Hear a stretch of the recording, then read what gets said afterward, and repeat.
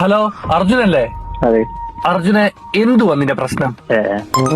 ഞാൻ ഐശ്വര്യയുടെ ബ്രദറാണ്. ഏത് ഐശ്വര്യാണ്? നിന്റെ കൂടെ ബാങ്കിൽ വർക്ക് ചെയ്ത ഐശ്വര്യ നിനക്ക് അറിയത്തില്ലേ? ഇപ്പൊ കാര്യം മനസ്സിലായോ? നീ ഭയങ്കര ശല്യാണെന്ന് പറഞ്ഞല്ലോ. എന്താ കാര്യം? എന്താ? ഞാൻ കാർലോ.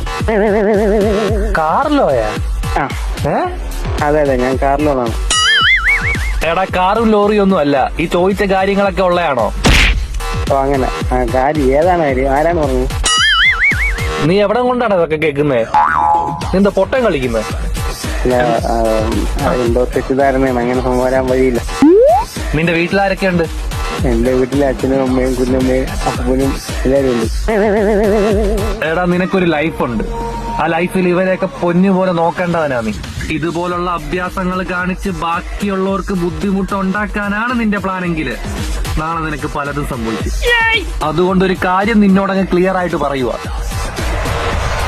എന്റെ കയ്യിന്നൊരു ലൈഫ് ഇൻഷുറൻസ് പോളിസി എടുക്കാവോ?